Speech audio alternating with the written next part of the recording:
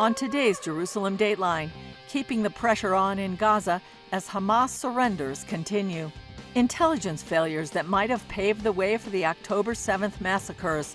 Plus, the return of the Mahdi, the last prophet who many Muslims believe will appear after the Jewish people have been eliminated. Following the money, millions of dollars flowing into U.S. colleges and universities, fueling anti-Semitism and anti-Israel sentiments, and witnessing the ashes of Kibbutz Be'eri after volunteering there 50 years ago. All this and more coming up on this edition of Jerusalem Dateline.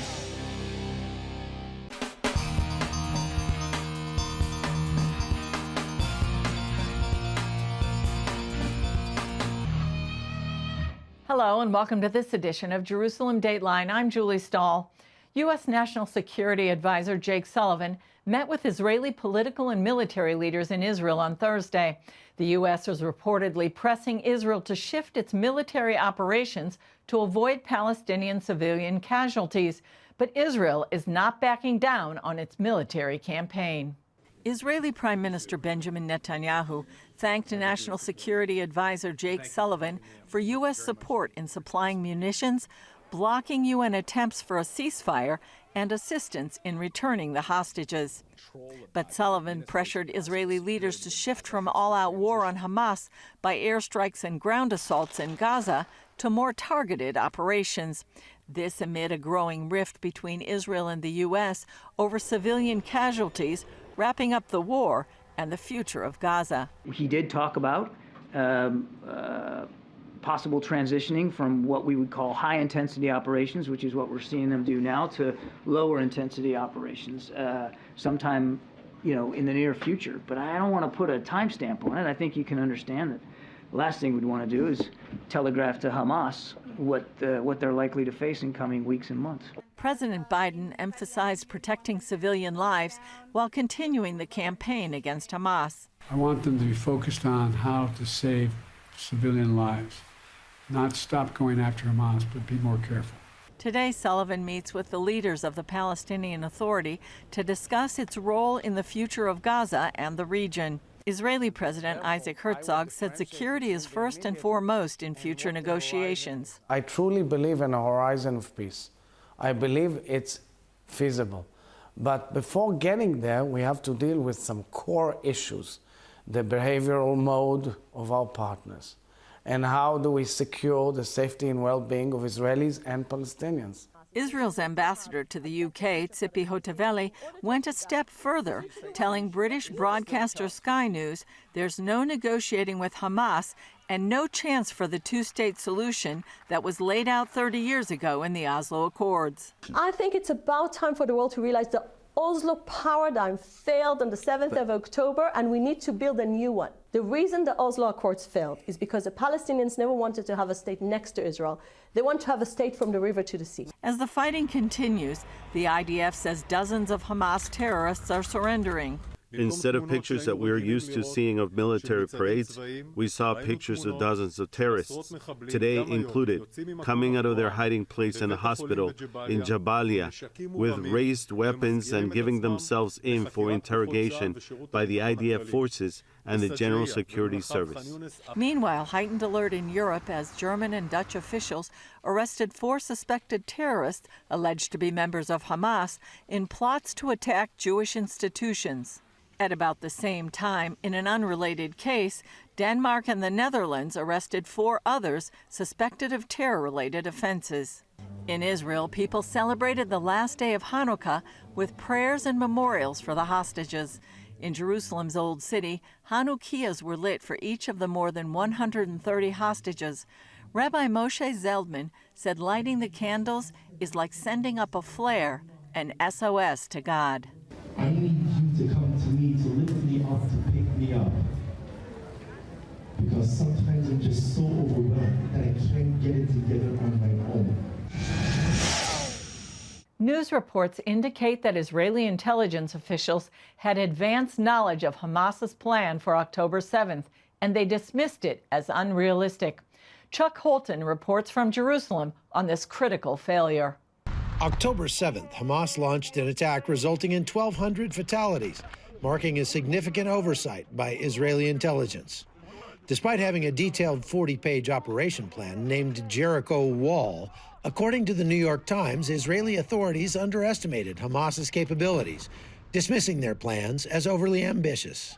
Obviously, this is the worst intelligence failure in the history of the State of Israel. It's one of the worst intelligence failures, it seems, in the history of modern warfare, humanity, or states. And obviously, there will be an accounting held. But right now, Israel seems across the board overwhelmingly, sure, there are political pressures and their voices, but overall seems to be united in the understanding that right now there is an existential enemy outside trying to destroy the people of Israel, the state of Israel, the Jews. The attack reportedly mirrored Hamas's strategic plan. A combination of rocket barrages and drones aimed at crippling security systems, along with gunmen using diverse transport methods, successfully breached Israeli defenses. Any objective listener or observer is going to agree that, yeah, it was an intelligence failure, that the enemy could plan and organize that many thousands of fighters to breach in 30 different breach points, come through the fence, and do that kind of damage. However, yes, intelligence services collect a lot of intelligence, and it's hard to determine what is perfect and accurate intelligence versus what is conjecture. But this isn't the first time Israel has had to overcome these challenges. Now at sunrise on June 7th, Israel's military command ordered the paratroopers to take the city. They advanced through the Lion's Gate and encountered fierce house-to-house combat along the way. That morning, soldiers reached the western wall of the Temple Mount, the holiest place in Judaism. In nearly 20 years of Jordanian rule, no Jew had been allowed in the area. The Israelis have a long history of overestimating their capabilities against their enemies and underestimating the threat when it comes to the Arabs specifically. In both the 1967 and the 1973 wars, the Israelis almost lost their country because they didn't pay attention to the warning signs that were everywhere. And that should have served as a lesson in this war with Hamas. But unfortunately, they fell prey to the same hubris this time as well. So yes, there might have been indications, warnings a year before. The fact is, we know this because the players involved have said so. I had some operations orders translated. They were done by people who were Syrian, by Egyptians, and by people in the UAE. And every single one of those guys said, this operations order is the way Persian people talk. So I think a lot of this might have been planned in Iran. The aftermath of the attack raises critical concerns in how Israel identifies and reacts to credible threats. Israel knew about some of this information, but they considered it aspirational. When you think about it, this seemed like such an off-the-wall attack. You're using hang gliders and so on. Who would have thought of that? And who wants to be the guy that puts their career on the line and says, hey, guess what? Qassam is going to attack with hang gliders. Before they spend any effort on deciding who to blame, however, Israel needs to win the war. It has to go way past that.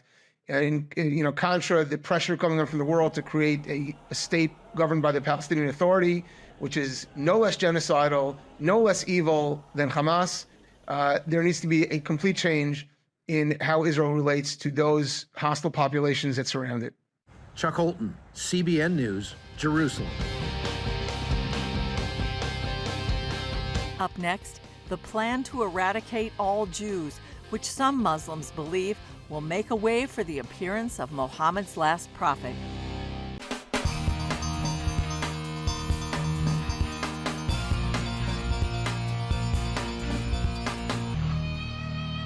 The attack by Hamas on Israel was only the first phase of a long-term plan by Iran to wipe out the Jewish state. Iranian leaders believe Israel must be eliminated before the return of an Islamic figure known as the Mahdi. Dale Hurd has the story. Iran has been indoctrinating its fighters throughout the Middle East in the belief that Israel is the biggest obstacle to the return of the Mahdi, and that there must be an apocalyptic war that destroys both Israel and Jews around the world. Islamic expert Raymond Ibrahim. So the Mahdi, as an English speaker would pronounce it, it's really Mahdi, which basically means guided. So he's the guided one, or in Islamic understanding, he's the rightly guided one. And he takes on different guises depending on which sect of Islam you ask, Sunni or Shia. Sunnis, the majority of the world's Muslims, believe the Mahdi has not yet been born. The Prophet ﷺ said, hadith is in Abu Dawood, a man shall come towards the end of times. His name will be my name, and the name of his father will be the name of my father, meaning Muhammad ibn Abdullah.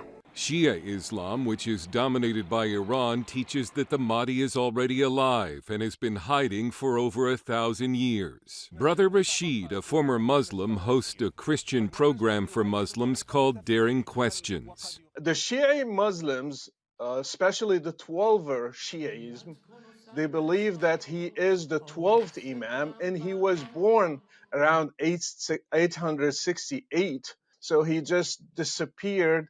He's still alive until today. His age is 1155, if you want to. So he's still living somewhere, and one day he will show himself. Muslims in Iran believe the Mahdi is hiding in this well in the Mosque of Jamkaran. Pilgrims peer down the well with flashlights, leave prayer requests for the Mahdi, and hope he will reappear. Muslims believe that when the Mahdi returns, he will be accompanied by Jesus, known in Islam as the Prophet Isa, to rid the world of evil. Iranian leaders have seized upon belief in the final battle before the Mahdi's return to motivate its military and allies to fight harder to destroy Israel. And a lot of the, Islamic schools or jihadists are being indoctrinated by Iranian propaganda in Mahdiism. And again, it always centers around Israel and attacking and destroying Israel. Some believe in the next phase of its plan to wipe out Israel, Iran might initiate a multi-front attack through its heavily armed proxy armies in Lebanon, Syria, and Iraq. Ibrahim and Brother Rashid say the doctrine of the Mahdi's return means that any attempts by Israel to make peace with the Muslim world will ultimately prove to be futile. Israel is a threat to Muslims, to the Mahdi, to the coming of the Mahdi, so they have to be eliminated. There is no other solution. So I don't think Israel could ever have permanent peace unless Islam were to completely change itself and become not Islam, to be something completely different. And Ibrahim worries that Iran might be willing to use a nuclear weapon against Israel to ensure the return of the Mahdi. Dale Hurd, CBN News. In the U.S., billions of dollars in foreign cash is financing anti-Israel instruction and protests on college campuses. The funds are coming from an unusual combination of Islamist and left-wing sources, and they're turning young minds against the Jewish state. CBN's Gary Lane tracks the money trail. U.S. colleges and universities are swimming in pro-Hamas, anti-Israel cash. Dr. Rachel Ehrenfeld is the founder and president of the American Center for Democracy and the Economic Warfare Institute. She contends Saudi Arabia and Qatar are buying influence by sending billions of dollars for research to American colleges and universities. She believes this funding radicalizes young student minds through classroom instruction. They brought in Palestinians, radical Muslims, Muslim Brotherhood, in order to change the curriculum. The professor who was teaching the subject, addressing it from his point of view, and falsifying, actually, history. Charles Asher Small of the Institute for the Study of Global Anti-Semitism and Policy explains that 75% of Middle Eastern donations come through the Qatar Foundation. The royal family and foundation are closely allied with the Muslim Brotherhood, the movement that birthed Hamas. The ruling royal family of Qatar has an oath with the Muslim Brotherhood. The Muslim Brotherhood is a reactionary, political, Islamist social movement. And the Muslim Brotherhood believes in destroying democracy, killing Jewish people, subjugating women, and weakening the West. In a 7-year study of foreign funding to American universities, Small's group found that in recent years, nearly $5 billion flowed from Qatar to American institutions of higher learning. They include major universities like Texas A&M, Georgetown, Cornell, Carnegie Mellon, Northwestern, and Virginia Commonwealth. He believes the money specifically going to Texas A&M poses a national security threat to the United States. Qatar owns all of the intellectual property right for 502 research projects funded by them at Texas A&M, including research that is connected to its nuclear research program at Texas A&M. Texas A&M is one of 3 universities with a research nuclear reactor. There's also the growth of anti-Semitism on campus coming from pro-Palestinian groups, like Students for Justice in Palestine. According to the Anti-Defamation League, the SJP is a leading organizer of the boycott, divestment, and sanctions movement. The ADL states it, quote, specializes in using confrontational tactics, such as disrupting student-run pro-Israel events. The group reportedly works closely with the Jewish Voice for Peace, which, according to the Washington Free Beacon, has received $650,000 since 2017 from the George Soros Open Society Foundations. Soros has also reportedly given California's Tides Foundation, a group advocating social change and immigrant children's rights, at least $3.5 million to support student protests, similar to this one at San Francisco's Balboa High School. Giving instructions to high school students what to chant and what to yell during the demonstration. So what do we do to change the prevailing anti-Israel, anti-Semitic attitudes on U.S. college campuses? Alumni of these universities should stop giving money, period. They betrayed the whole American way of life, American values, American Constitution, education too. Members of Congress are getting involved to limit the influence of foreign money on colleges and universities. The House recently passed the Deterrent Act, which now heads to the Senate for consideration, but it's unclear if there are enough votes for it to pass. Gary Lane, CBN News. Coming up, visiting sacred ground where Israeli citizens lost their lives in their own communities.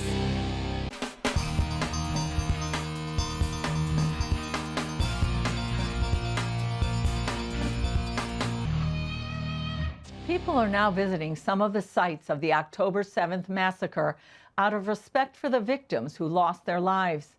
Regent University Dean Michelle Bachmann recently went to Kibbutz Be'eri, and for her, it was personal.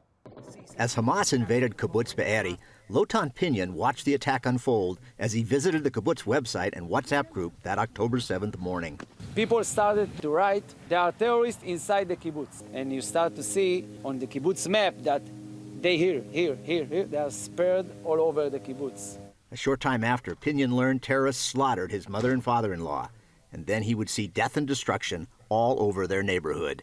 We have 90 murders, 289 houses are either burned or severely damaged. All of this weighed on former Congresswoman Michelle Bachmann because she lived here in 1974. I came here the day after I graduated from high school. I'd never been to Israel. It was my first time to come to Israel.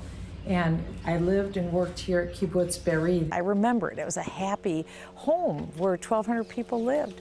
And people wouldn't believe this. There's whole roofs are missing, and RPGs were fired through the sides of houses, and no one could ever live in these homes again. They're completely totaled.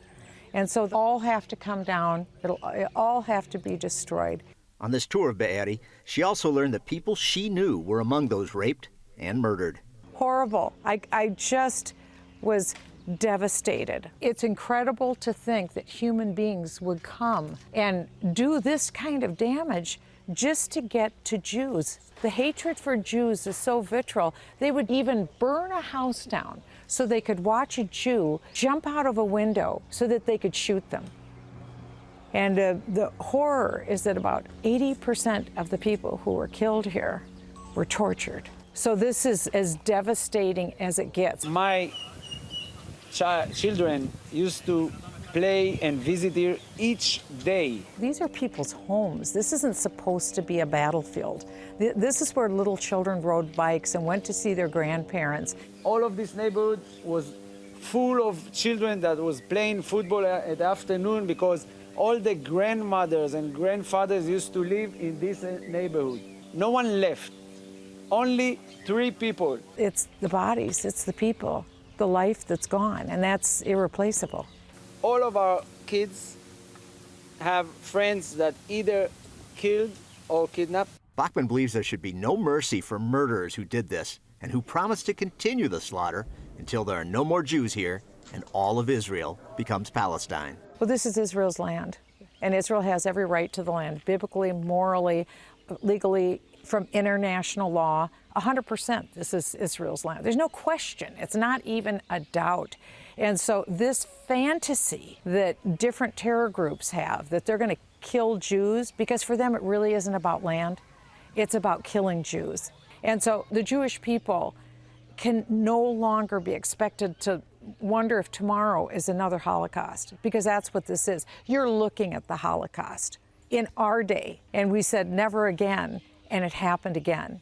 And so the only answer is that Israel doesn't have to be the people who suffer from these terrorist acts. If any people group, they should not be the ones forced to live next to the people of Gaza. There are 56 other Arab nations out there who could take in the Gazans. Not one will take them. Why should Israel, the focus of their hatred, be forced to live side by side? It needs to end. Well, that's all for this edition of Jerusalem Dateline. Thanks for joining us. Remember, you can follow us on social media, and you can access CBN content through our CBN News and other CBN apps. And please remember to pray for the safety of IDF soldiers, all those caught in harm's way, and for the safe return of all the hostages. I'm Julie Stahl. We'll see you next time on Jerusalem Dateline.